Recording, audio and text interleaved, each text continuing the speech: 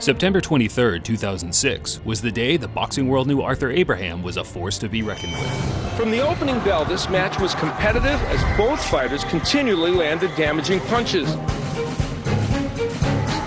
Midway through the fourth round, Miranda broke Abraham's jaw. His jaw's broken. From the fourth round on, in his bout with Edison Miranda, Abraham battled through an excruciating further 8 rounds where he went on to win a decision.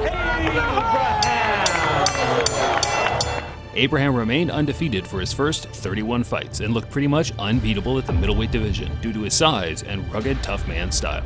Arthur's losses started racking up once he made the decision to compete at the super middleweight limit, but in doing so, he always showed a brilliant chin and resilience against some of the sport's best fighters. Okay?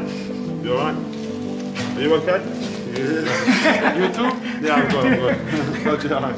It's a fight game. It's a fight game. Marion Wilson is the only fighter listed that would be labeled in the journeyman category due to the fact he lost over 20-plus fights to current and former world champions. Marion Wilson, a veteran who has not won many fights lately, but always gives these youngsters a tough time. A staggering record of 12 wins and 41 losses tells you everything you need to know about Marion. He fought some of the greatest punchers of his era, like Ray Mercer, Shannon Briggs, Ika Biabuchi, and Samuel Peter, all without being knocked down a single time in his career. He is battering Marion Wilson around. To have such a poor record without any KO defeats is mind-blowing, and definitely warrants him a spot here today.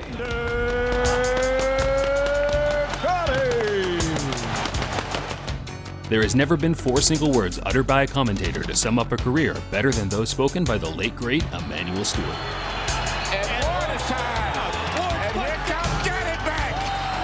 The all-action brawler is often credited as one of boxing's greatest in-ring spectacles ever. Fight after fight, he entered the ring with one thing on his mind: to entertain the fans. This one drops in! Forget me! It's ecstasy! Astonishing! This is not just a dream, it's a wet dream of orgasmic proportions. Gotti might not have had a chin on the same caliber as others mentioned here today. He was indeed knocked down on the odd occasion, but it was his ability to absorb punishment while consistently firing back shots of his own that makes him the legend he is. But along the way, realized, wait a minute, I can take a punch and rally back and win. And the crowd likes it better when I do that. And he heard the roar of the crowd. That's really what changed him. No question. Carl Froch, like Gotti, was another fighter not exactly known for his technique, but rather raw aggression, conditioning, and a granite chin. And Carl Froch makes an impact that will send shockwaves around the world. A career spanning 12 years saw Froch take to the ring 35 times, where he lost only 2. One being a robbery in my opinion, and the other a noble effort to the rising superstar Andre Ward. About 8 cameras got it. There's absolutely no way you can knock me out. No chance. A stacked resume saw Carl compete with boxing's best. He was often the man with inferior skill, but he made up for it with his granite chin and determination. Even though everybody thought you had a great chin, now it's become known as the chin. One of the best chins in all of boxing at this point. Whether you're a hardcore boxing fan or not, chances are you've seen this knockout on more than one occasion. Right hands. And now Mercer on Morrison in the corner. And Mercer's all over him. And Morrison in trouble. And Morrison goes down for the first time. 90s heavyweight Ray Mercer was as brutal as his highlight reel suggests. He has countless knockouts where he truly lived up to his nickname of Merciless.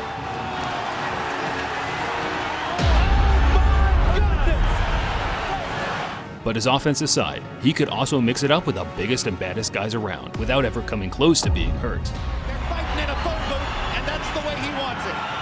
Burt Cooper, Tommy Morrison, Evander Holyfield, Lennox Lewis, they were all ferocious offensive fighters in their own right, but none of them could put a dent in Mercer. Yes, I'm telling you, Ray Mercer's got a tough chin, boy. When they said he's got a tough chin, because I hit him with some shots and I felt it in my hand, and he kept coming. It makes a change for us to be able to mention the former 2-time welterweight champion Antonio Margarito without bringing up his infamous scandals. As further proof of his argument that Margarito used the exact same hardened wraps in both bouts. During his prime years, he was a ferocious competitor that took it hard to every opponent he faced. The punishment he withstood from Pacquiao, Cotto, and Paul Williams speaks volumes for the Warrior's chin. The brutal beatdown from Manny Pacquiao resulted in a broken orbital bone, which he never fully healed from, but he continued to fight anyway, just adding to the gutsy reputation he's built up over the years. Lasting all 12 rounds, but Pacquiao was dominant in claiming a unanimous decision victory. Not only one of boxing's greatest punchers of recent years, but one of the toughest men to ever do it, period. Heavyweight destroyer, Vitaly Klitschko wants to be your man. He wants to be your man right now. Big right hand lands again. Johnson having trouble fighting back. Vitaly Klitschko, brother to the long-reigning champ Vladimir Klitschko, is often overlooked in lists like these, but anyone who's ever shared a ring with him will tell you of the breathtaking resilience and conditioning he brought to the ring. Vitaly was the aggressor, breaking Lewis apart with precise, sharp punches. A career of 47 fights saw Vitaly only lose twice, but both of them which should be written with an asterisk next to them. His first loss to Chris Bird was a direct result from a torn rotator cuff. His second came to Lennox Lewis, where he put up an almighty war before being stopped due to a horrendous cut, which he wasn't too happy about, to say the least. Isn't it fair to say tonight, Lewis wins the fight, Klitschko wins the event? I think yes, it is. He was a tall, straight-up type of fighter who often took as much as he gave, but was never knocked down in an entire career, a feat only a select few other fighters in history can claim.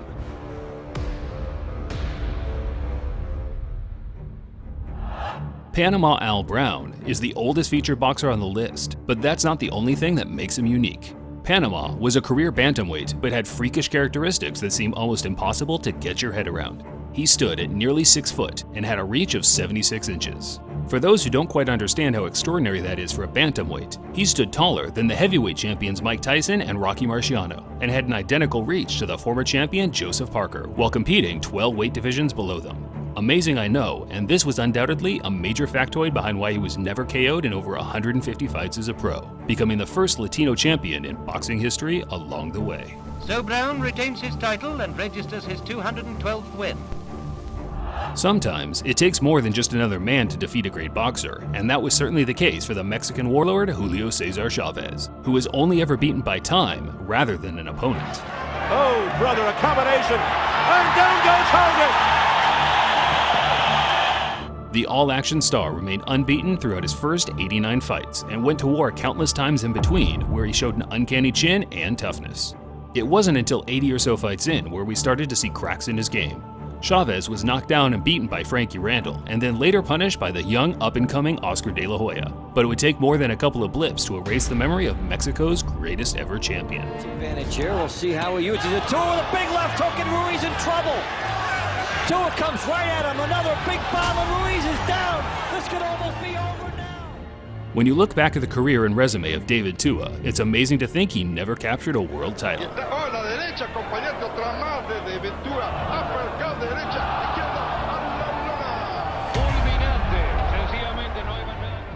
The New Zealand heavyweight is regarded by many as one of boxing's hardest ever hitters. He destroyed the former and future world champions John Ruiz, Hasim Rahman, and Michael Moore with brutal ease. To go back to working. That's it. It's a short right hand. That is the face of shock and awe there. That aside, much of his career is also highlighted with some granite chin moments. His fight with Ike Abiyabuchi, for example, is often listed as one of the best hidden gems in heavyweight history. They broke the world record for the most punches thrown in a heavyweight fight at close to 2,000, where most were landed on Tua's chin. Tua also had some bruisers with David Izon and Lennox Lewis, but wasn't knocked down until right at the end of his career, where he got back to his feet and duked out a draw. Evander Holyfield, confident, relaxed, cool. If this list was just about ranking boxers on nothing but their warrior instincts, I have no doubt I'd rank Evander Holyfield number 1. Looking at a sports legend in the purple trunks, Evander Holyfield. The give-and-take warrior forced his body up in weight to compete with the real killers of the 90s heavyweight division. I can't believe what I'm seeing. Holyfield was a highly skilled boxer in his prime, but if someone was willing to stand toe-to-toe and slug it out with him, he was more than happy to oblige. Big punchers like Alex Stewart, George Foreman, and Lennox Lewis landed their bombs on him without a budge. Heck, he even took the best Mike Tyson had to offer before proving to the world he was the better man. Oh, a straight right combination by Holyfield. Holyfield looking to air it out. Holyfield's unloading now. He's taking a shot. He's going for it. Oh, Tyson's in trouble. Evander did eventually meet his match against Riddick Bowe, where he was floored and beaten, but as all great warriors do, he bounced back and became champion once again. After the second round, I understand it is not boxing. I need street fight, just broke him. Very rarely can you say a boxer has never been floored in sparring, in the amateurs, and in the pros. But that's a feat Gennady Triple G Golovkin carries with pride. And that's it, because I don't feel power, I don't feel... Yeah, he touched me, and I don't feel. The current undefeated middleweight is credited as having the most uncrackable chin in boxing today, and he's faced some powerful guys like Curtis Stevens, David Lemieux, Danny Jacobs, and Canelo Alvarez.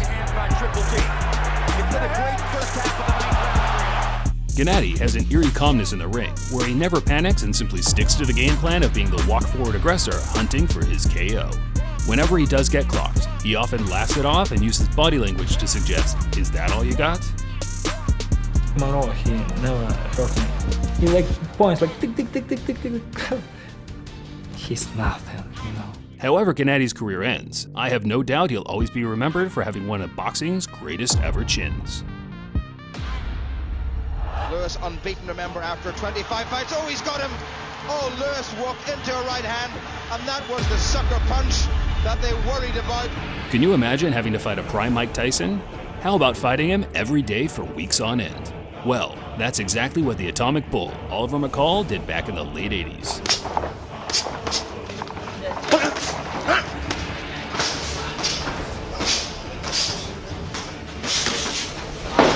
McCall, amongst a few select others, became the only man to be able to withstand a full training camp with Mike Tyson, and the toughness it brought him paid dividends in his own pro career down the line.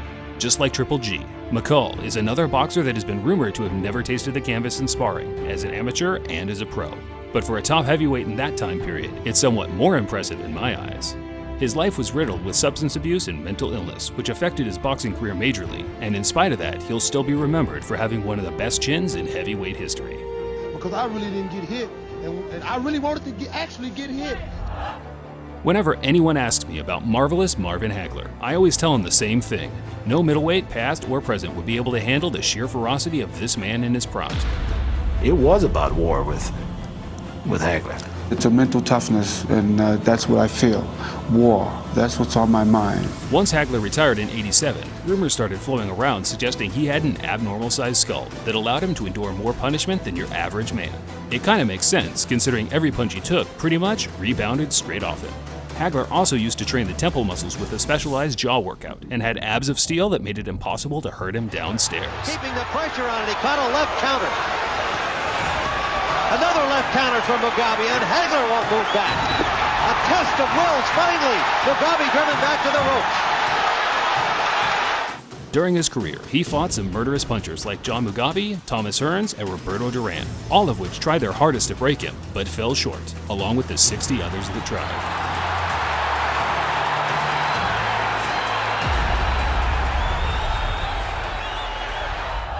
I don't want to hurt nobody, just smack him around and let him know who's boss.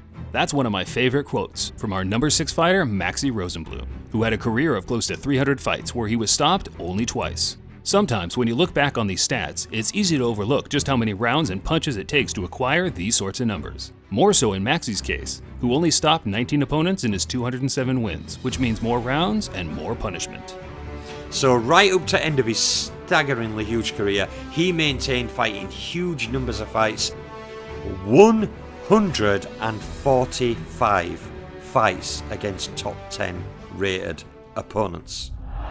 Randall Tex Cobb will always be remembered for 3 things. He could punch, he could take a punch, and he knew how to laugh it all off once the day was through. Y'all may have seen the fight. I run out of time. Oh, I had him. Another 15, 20 rounds, he couldn't take that kind of pace. There was no doubt. He was tired. You think it's easy kicking my ass all night? You're wrong. Ask the man. The 80s heavyweight fought an array of big punchers from Ernie Shavers to Ken Norton, but the one he'll always be remembered for was his brutal 15-round destruction with Larry Holmes, where he was beaten black and blue for every second of every round. The fight is often regarded as the most one-sided fight in boxing history without being stopped. So brutal, in fact, the legendary boxing commentator Howard Cosell gave up his job the same night after repetitively saying he would never cover the sport again unless the ref stopped the fight. Yeah, it was really that bad. I'm hungry. I ain't eaten leather in a long time. Once again, the greatest makes the top 5 in a boxing video. But instead of it being for his speed or resume, it's to honor his ability to take a thudding blow. It's not exactly tasteful to watch back and edit clips of Muhammad Ali taking punches, considering his medical condition in later life. But to his credit, he barely took a shot for the first 10 years of his career due to his incredible speed and reflexes. Soldier, riding with my top down and my jury on. Hey, I'm just getting my hood on. I'm just doing my thing. I'm just doing my thing. Hey, I said I'm riding with my top down and my jury on. Hey, I'm just getting my hood. It wasn't until the 70s where Ali started having long grueling wars with the likes of Joe Frazier and Ken Norton, which still to this day are hard to watch due to the sheer ferocity of them. Without a doubt, Ali has the most battle-hardened resume in heavyweight history, and it didn't stop until the early 80s, where he was finally put to rest by Larry Holmes and Trevor Berbick, who retired him from the sport in the most brutal way possible. And it only stands to reason that if a football player trains to mete out punishment and also to absorb punishment, that same philosophy should be in the boxing game. Canadian heavyweight George Chuvalo is another fighter that went his entire career without being knocked down. Sounds impressive, but the fact he fought a prime Ali, Foreman, and Frazier makes it that little bit more impressive. George was also a dynamite puncher himself with 64 KOs in his 73 wins, some of which were almost too brutal to show you. A 20-year boxing career saw Chuvalo earn the honor of being branded with top 5 chin of all time by pretty much every boxing writer and historian, something he's more than happy to embrace. I'm kind of unusual in the sense that I've never ever kissed the canvas, never been knocked down in my 97 pro fights, and I'm kind of proud of that. Big George Foreman is a hard one to rank, considering his career was cut in two with 10 years in between, but my main focus for him today will be for when he returned to the ring in the late 80s as an immovable object.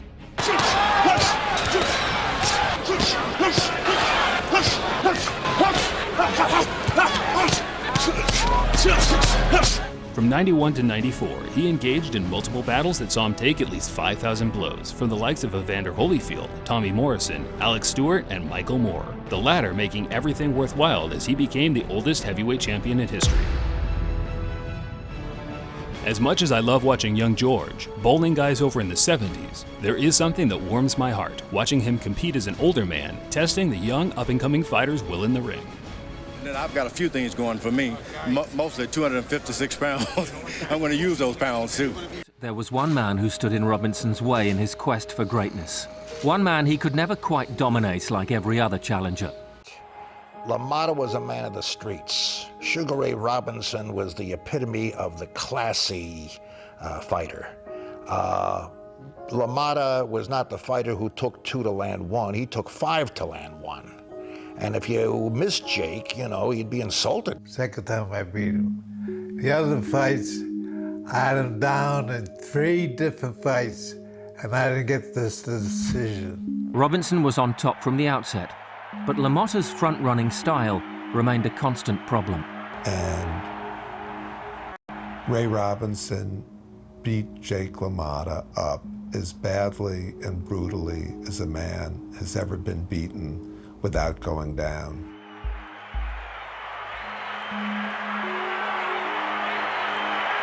I was gifted with a hard head, I guess, but I never went down. I always thought about it. I said, if they're gonna stop this fight, they're gonna stop this fight on my feet. So I was on my feet, and when he was pounding me up against the ropes and I couldn't do nothing, but I wouldn't go down. And they stopped the fight. Good thing they stopped the fight because I might have got killed. Jake LaMotta, sadly, passed away on September 19th, 2017, and this video is a tribute to him.